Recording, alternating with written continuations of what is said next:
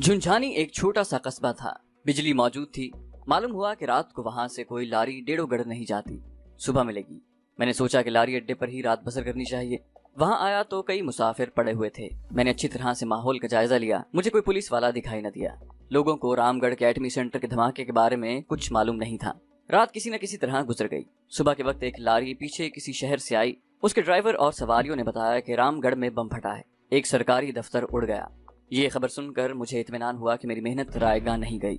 लोग आपस में बातें करने लगे। कोई कहता है ये कश्मीरी मुजाहिदीन का काम है, कोई कहता है कि ये धमाका कांग्रेस की मुखालिफ जमात ने कराया है। एक मुसाफिर बोला, महाराज अब तो हर जगह धमाके होते हैं, कुछ पता नहीं चलता कौन धमाका कराता है। ड्राइवर कुर्सी पर बैठा नाश्ता कर रहा था। मैं भी उसके करीब आकर बैठ गया। मैंने पूछा, महाराज ये कौन सा सरकारी दफ्तर था जहाँ बम फटा है? कहने लगा, मालूम नहीं, लोग कहते हैं कोई सरकारी दफ्तर था, भगवान जाने कैसा बम था। कहते हैं 2 पहाड़ियां भी साथ उड़ गई हैं। मैंने हाथ बांधकर आसमान की तरफ देखते हुए कहा, ऐ सच्चे बादशाह तू अपनी कृपा कर। फिर मैंने मजीद सुराग रसानी करते हुए ड्राइवर से कहा, महाराज हमारी पुलिस का वहाँ कोई आदमी नहीं था, पुलिस को हमारी सरकार ने किस लिए भर्ती किया हुआ है? ड्राइवर सिगरेट सुलगाते हुए कहने लगा, सरदार जी पुलिस तो अब खबरदार हुई है, रास्ते में जगह जगह नाकाबंदी की हुई है। अब क्या होता है, वो जो होना था वो हो गया। पर मैं तो कहता हूँ कि ये जरूर कश्मीर के कमांडो का काम है। इसका मतलब था कि झुंझानी से आगे डेढ़ोगढ़ तक भी रास्ते में पुलिस की चेक पोस्टें जरूर होंगी, मगर मेरा जाना जरूरी था। इस खतरे से तो मुझे हर हालत में गुजरना ही था। कोई 1 घंटे बाद लारी डेढ़ोगढ़ की तरफ जा रही थी। वहां से किसी दूसरे शहर की तरफ जाना भी उतना ही खतरनाक था। ये सारा रास्ता रेतीला था, कहीं कहीं कोई दरख्त नजर आ जाता। गर्मी काफी थी। लारी कोई 2 घंटे के सफर के बाद डेढ़ोगढ़ पहुंची। रास्ते में पुलिस की चेक पोस्ट नहीं थी। डेढ़ोगढ़ भी काफी बड़ा कस्बा था और रेलवे स्टेशन भी था। जहां स्टेशन के बाहर अक्सर लोगों को रामगढ़ के धमाके के बारे में बातें करते पाया। लोग खौफजदा थे। इससे पहले फौजी असलहे की ट्रेन और द्वारका फौजी असलहे का कला धमाकों की नजर हो चुका था। लोग इस किस्म के खदशे का इजहार कर रहे थे कि सुबह गुजरात से अब कश्मीरी कमांडोज ने राजस्थान का रुख कर लिया है, जहां भी अब किसी जगह धमाके हो सकते हैं। डेढ़ोगढ़ से ट्रेन सीधी रेवाड़ी जाती, जहां से मुझे दिल्ली की ट्रेन पकड़नी थी। मैं टिकट लेकर प्लेटफॉर्म के गेट के पास आया तो देखा कि वहां बावर्दी पुलिस के कुछ सिपाही खड़े थे। वो एक आदमी से अटैची केस को खुलवा कर चेक कर रहे थे। मैं टीटी को टिकट देकर अंदर जाने लगा तो पुलिस ने मुझे रोक लिया। उनमें एक थानेदार भी था। उसने मुझसे मेरा नाम पूछा। मैंने बताया, जसवंत सिंह सोढ़ी। मैंने अपना नाम बदलने की जरूरत महसूस न की। मुझे मालूम था कि एटमी मरकज की सारी एडमिनिस्ट्रेशन और दफातर का रिकॉर्ड्स खौफनाक धमाकों की आग में जलकर राख हो गया होगा। मेरा नाम एटमी सेंटर की इंतजामिया के रजिस्टर में दर्ज ही नहीं था। थानेदार राजस्थान का मालूम होता था। उसने मुझे घूर कर देखा और दूसरा सवाल किया, कहाँ से आ रहे हो सरदार जी? मैंने इस किस्म के सवालों के जवाब पहले ही जहन में तैयार कर रखे थे। मैंने कहा, झुंझानी से 2 मील दूर एक गुरुद्वारा स्थान है, उसकी यात्रा को गया था, अब वापस दिल्ली जा रहा हूँ। दिल्ली में गुरुद्वारा गुरु तेग बहादुर में ग्रंथी भाई के पास ठहरा हुआ हूँ। वहाँ से वापस अपने शहर अमृतसर चला जाऊंगा। मैंने एक ही बार इन तमाम सवालों के जवाब उसे दे दिए थे, जो मेरे ख्याल में वो मुझसे इसके बाद पूछने वाला था। थानेदार ने एक सवाल कर ही दिया, अमृतसर में क्या करते हो? कोतवाली के पास रामगढ़ हाई स्कूल है, वहाँ हिसाब का टीचर हूँ।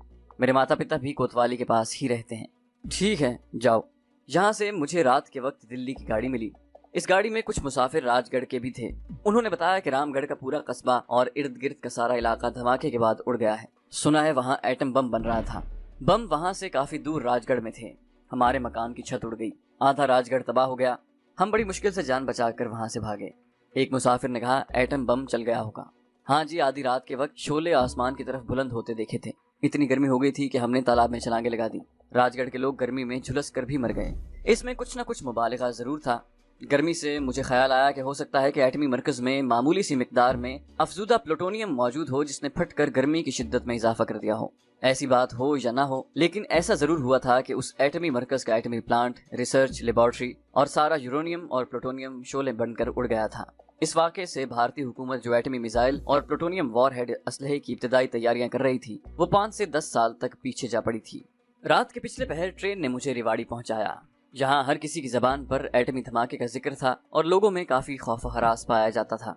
कुछ लोगों को मैंने ये भी कहते सुना कि भारत ने जो एटम बम बनाया हुआ था वो फट गया है और सारा राजस्थान तबाह हो गया है। रेवाड़ी के रेलवे स्टेशन पर पुलिस की भारी तादाद मौजूद थी और मुसाफिरों के सामान की चेकिंग हो रही थी।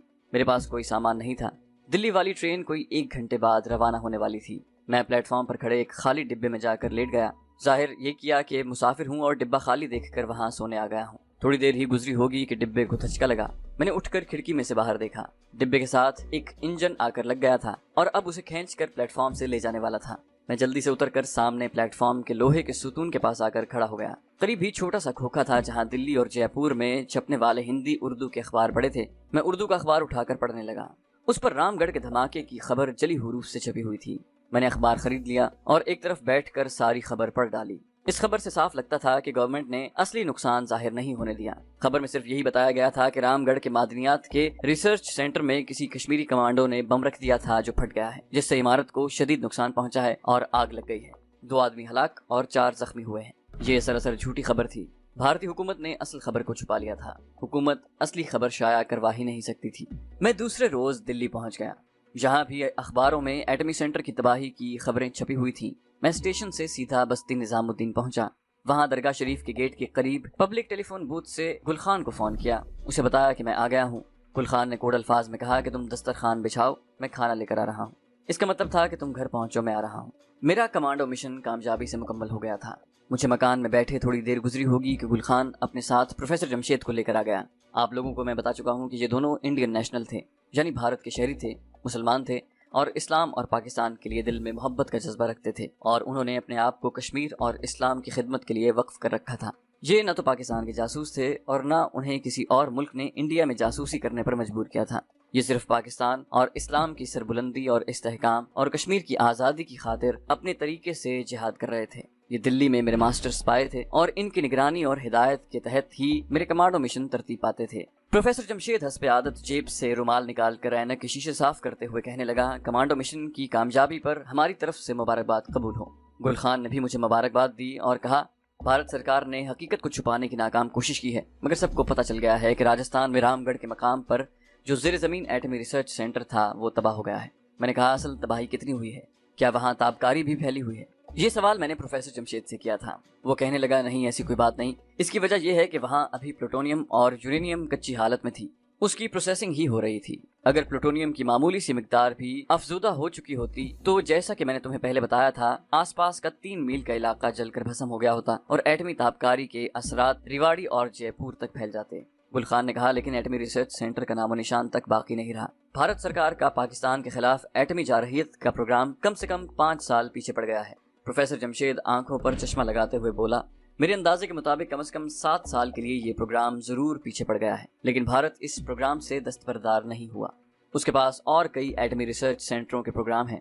अब उसकी सारी तवज्जो मेरी इत्तला के मुताबिक हैदराबाद दक्कन के दिफाई तहकीकाती इदारे यानी defence research and development laboratory DRDL पर मरकूज हो जाएगी। इसने पहले ही एटमी रिसर्च में बड़े कामयाब नताइज दिखाए हैं। मेरी इत्तला के मुताबिक इस इदारे को भारत के हसास तरीन दिफाई इदारे की हैसियत हासिल है और सितम ज़रीफ़ी की बात यह है कि भारतीय दूर मार मिसाइल के इस इदारे का बानी एक मुसलमान साइंसदान है जिसका नाम अब्दुल कलाम है। गुल खान ने बात आगे बढ़ाते हुए कहा, हमारा अगला टारगेट हैदराबाद दक्कन का ये दूर मार मिसाइलों का दिफाई रिसर्च सेंटर होगा, मगर इससे पहले हमें एक और मरहला दरपेश है।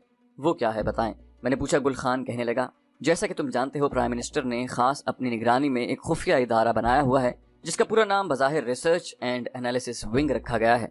मुख्तसरन इसे रॉ कहते हैं। ये इदारा बैरूनी ममालिक के बारे में सरकार को खुफिया रिपोर्ट्स मुहैया करता है।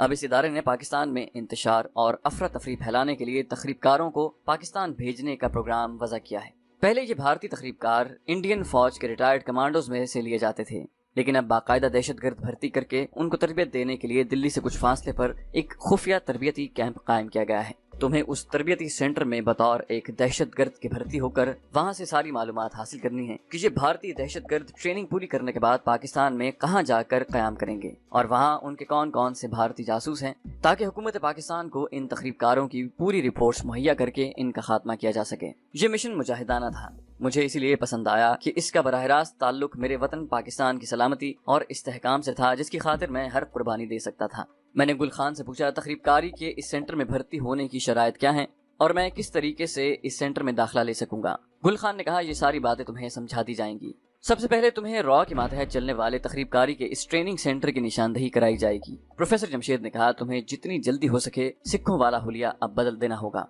ये दाढ़ी, मूछें और सर के बाल मुंडवा दो, क्योंकि राजगढ़ के जिन क्वार्टरों में तुम रहते हो इन क्वार्टरों को ज्यादा नुकसान नहीं पहुंचा। एटमी सेंटर के धमाकों ने बाज कोठियों और क्वार्टरों की छतें उड़ा दी थी और कुछ मकान जमीन बोस भी हो गए थे। لیکن سب سے زیادہ خطرناک بات یہ ہے کہ ایٹمی سینٹر کا چیف ارجن سنگھ سوڈھی، جس نے درگاوتی کی سفارش پر تمہیں ایٹمی سینٹر میں ملازم رکھا تھا، وہ زندہ ہے اور اس وقت دلی میں موجود ہے۔ وہ تمہیں اس حلیے میں پہچان سکتا ہے۔ چونکہ دھماکے کے بعد تم کالونی سے غائب ہو گئے تھے، اس لیے تم پر شک بھی ہے۔ میں نے کہا میں کل شہر جا کر یہ داڑھی اور سر کے بال مڑوا دوں گا۔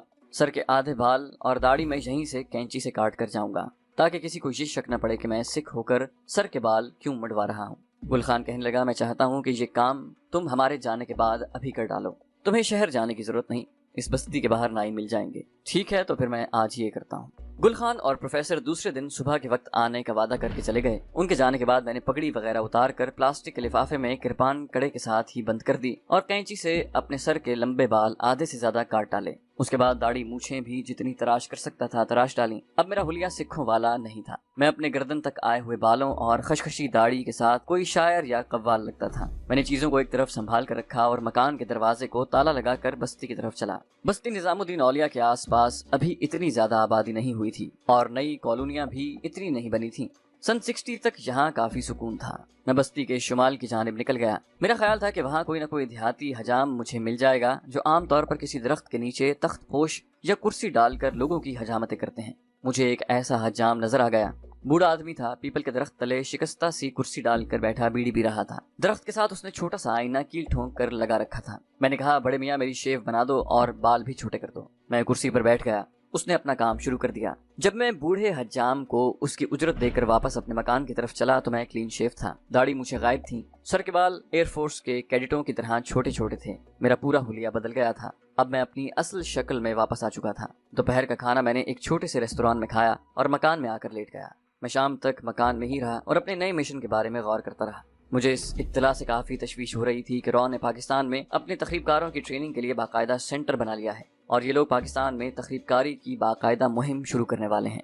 میں چاہتا تھا کہ اس سے پہلے کہ یہ تخریب کار تربیت حاصل کرنے کے بعد پاکستان میں داخل ہوں، انہیں ایک ایک کر کے جہنم میں پہنچا دوں، اور میں نے یہ عہد کر لیا کہ ان تخریب کاروں میں سے کسی ایک کو بھی زندہ نہیں چھوڑوں گا۔ سب سے دشوار مرحلہ اس ٹریننگ سینٹر میں داخل ہونے کا تھا۔ ظاہر ہے وہاں داخل ہونے والے کا پورا ریکارڈ چیک کیا جاتا تھا۔ یہ بات خاص طور پر دیکھی جاتی ہوگی کہ یہ امیدوار انڈین نیشنل ہو اور اس کا جھکاؤ پاکستان کے خلاف ہو، بلکہ کٹر قسم کا متعصب ہندو ہو۔ گل خان اور پروفیسر جمشید نے مجھے امید دلائی تھی کہ وہ یہاں میرے داخلے کا انتظام کر دیں۔ مجھے پوری توقع تھی کہ چونکہ ان لوگوں کا اثر و رسوخ ہر طبقے میں ہے، اس لیے مجھے تخریب کاری کے سینٹر میں داخلہ مل جائے گا۔ میں نے گل خان اور پروفیسر سے دوسرے دن گل خان اور پروفیسر جمشید اپنے وقت پر مکان پر پہنچ گئے۔ وہ ناشتہ اور چائے کی تھرمس اپنے ساتھ لائے تھے۔ ناشتے کے بعد اصل موضوع پر گفتگو شروع ہو گئی۔ پروفیسر جمشید جیب سے رومال نکال کر اینک کے شیشے صاف کرتے ہوئے بولا، تخریب کاری کا یہ ٹریننگ سینٹر یہاں سے شمال کی جانب 15 میل کے فاصلے پر ایک پرانے قلعے میں قائم ہے۔ اس کو خفیہ رکھنے کی خاطر باہر ایک چھوٹا سا بورڈ لگا دیا گیا ہے جس پر راشٹریہ سیوک سنگھ لکھا ہوا ہے۔ ظاہر یہ کیا گیا ہے کہ یہاں ہنگامی حالات میں شہر میں امن بحال رکھنے اور پبلک کی خدمت کے لیے رضاکاروں کو ٹریننگ دی جاتی ہے۔ میں نے اس کی بات کاٹتے ہوئے پوچھا، لیکن پروفیسر اس تربیتی سینٹر میں بھرتی ہونے کی تو بڑی کڑی شرائط ہوں گی، میں وہاں کیسے بھرتی ہو سکوں گا؟ گل خان نے کہا، یہ کام تو مجھ پر چھوڑ دو، ہم جانتے ہیں کہ تمہیں اس سینٹر میں کیسے بھرتی کرایا جائے گا۔ تمہیں صرف ایک کہانی گھڑنی ہے اور اسے اچھی طرح یاد کرنا ہے۔ کہانی یہ ہوگی کہ تم ہندو برہمن ہو، تمہارے ماتا پتا فسادات کے وقت پاکستان میں مارے گئے تھے، تم پاکستان سے اپنے ماتا پتا کا بدلہ لینا چاہتے ہو جس کی تم نے بچپن میں ہی قسم کھائی تھی۔ دلی میں ایک کانگریسی مسلمان ہے جو بدبخت مسلمان ہو کر بھی پاکستان کے خلاف ہے اور راشٹریہ سیوک سنگھ کا بڑا چہیتا ہے۔ ہم نے اس پر یہ ظاہر کیا ہوا ہے کہ ہم بھی نیشنلسٹ مسلمان ہیں اور کانگریس کو پسند کرتے ہیں اور پاکستان کے خلاف ہیں۔ اس قسم کے آدمی سے دوستی کیے بغیر ہم پاکستان کے خلاف ان کے ناپاک عزائم سے باخبر نہیں ہو سکتے۔ اسی لیے ہم نے اس کٹر کانگریسی مسلمان کو اپنا ہمدرد بنا لیا ہے۔ اس آدمی کا نام رحیم بخش ہے۔ تمہیں اس تربیتی سینٹر میں بھرتی کروانے کے لیے ہم اس کانگریسی کی مدد سے پہلے تمہیں اس سے ملائیں گے۔ تم اس کے آگے جو باتیں کرو گے وہ ہم تمہیں بتا دیں گے۔ ہمیں یہ بھی خبر مل چکی ہے کہ اس آدمی رحیم بخش کے کانگریسی تخریب کاری ٹریننگ سینٹر کے ڈائریکٹر لکشمی دیال سے گہرے تعلقات ہیں۔ ہمیں اس سلسلے میں مزید کچھ معلومات حاصل کر لینے دو۔ جیسے ہی ہماری معلومات مکمل ہو گئیں ہم تمہیں کانگریسی مسلمان کے پاس لے چلیں گے۔ اس دن سے میرے نئے کمانڈو مشن پر کام شروع ہو گیا۔ ایک ہفتہ گزر گیا۔ اس دوران گل خان کی ہدایت کے مطابق مکان میں ہی بند رہا۔ اس کی ہدایت کے مطابق میں نے ہندی میں لکھی ہوئی گیتا کا مطالعہ شروع کر دیا۔ ہندی زبان میں روانی سے پڑھ لیتا تھا۔ گجرات میں میناکشی کے ہاں رہ کر میں نے گجراتی بھی تھوڑی بہت بولنی سیکھ لی تھی۔ ہندو دیو مالا اور سنسکرت کا تفصیل سے مطالعہ میں کشمیر کے بزرگ صوفی کی مدد سے کر چکا تھا۔ گل خان نے مجھے گیتا کی ایک چھوٹی سی کتاب بھجوا دی۔ میں رات کے وقت موم بتی کی روشنی میں اسے کہیں کہیں سے پڑھ لیتا۔ اس مکان میں بتی نہیں تھی اور رات کے وقت میں موم بتی میں اس طرح روشن رکھتا کہ روشنی کھڑکیوں پر نہ پڑے۔ اس دوران گل خان اور پروفیسر جمشید کانگریسی مسلمان کے ساتھ اپنے مشن میں مصروف تھے۔ ایک ہفتے کے بعد گل خان اکیلا شام کے وقت میرے پاس آیا اور اس نے بتایا کہ پرانے قلعے والے ٹریننگ سینٹر میں میرے داخلے کے لیے راہ ہموار کر دی گئی ہے۔ کل دوپہر کے بعد تم میرے ساتھ کانگریسی مسلمان رحیم بخش کے ہاں چلو گے۔ تمہارے بارے میں نے انہیں یہی بتایا ہے کہ تمہارا نام مرلی پرشاد ہے۔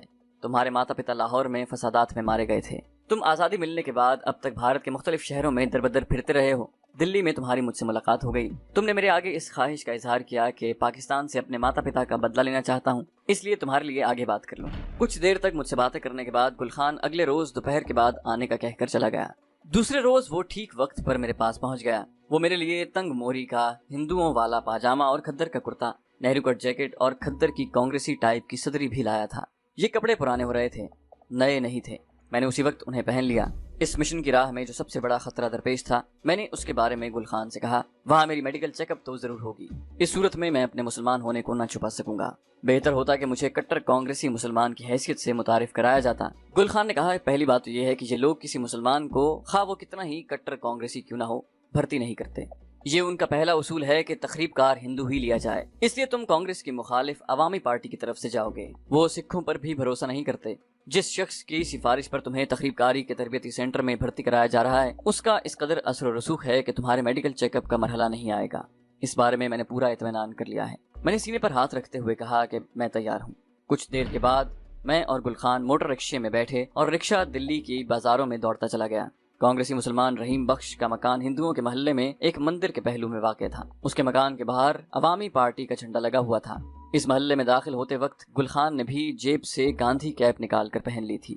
اس نے دروازے پر دستک دی۔ ایک لڑکے نے دروازہ کھولا۔ گل خان نے اپنا نام بتایا اور کہا، رحیم صاحب سے کہو کہ ہم ملنے آئے ہیں۔ لڑکا اندر چلا گیا۔ تھوڑی دیر بعد آیا اور ہمیں ایک کمرے میں بٹھا دیا۔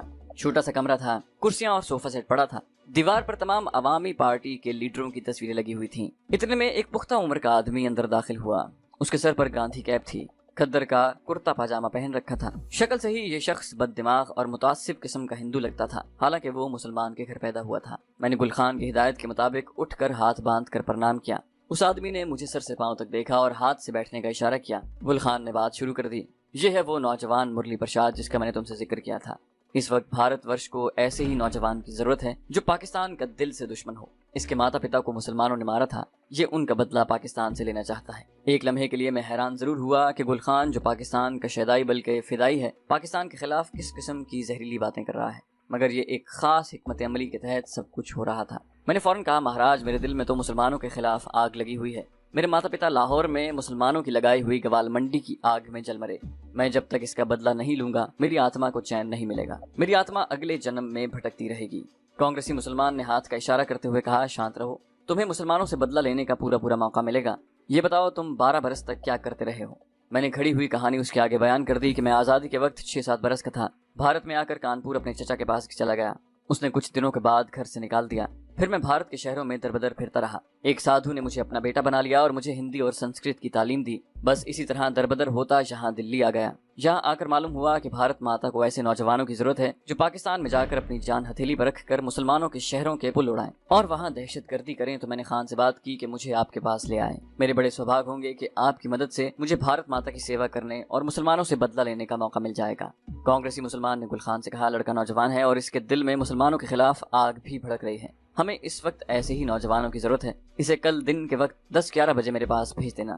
میں اسے سیوک سنگھ کے ڈائریکٹر لکشمی دیال کے پاس لے چلوں گا۔ وہ بڑا دیکھ بھال کر جوان بھرتی کرتے ہیں، ان کا ریکارڈ بھی دیکھا جاتا ہے، مگر چونکہ یہ تمہارا اپنا آدمی ہے اور اس کے دل میں مسلمانوں کے خلاف بھڑکتی آگ کو میں دیکھ رہا ہوں، اس لیے میں آج شام لکشمی دیال سے مل کر ساری بات طے کر لوں گا۔ تم سمجھو کہ مرلی پرشاد بھرتی ہو گیا۔ گل خان نے بھی خوشی کا اظہار کیا۔ میں نے اٹھ کر اس کے پاؤں چھوئے۔ وہ بولا، بس اب پاکستان کے مسلمانوں سے ایسا بدلہ لینا کہ لکشمی دیال خود تمہاری تعریف کرتا نظر آئے۔ میں نے ہاتھ جوڑ کر کہا، بھگوان کی کرپا سے ایسا ہی ہوگا۔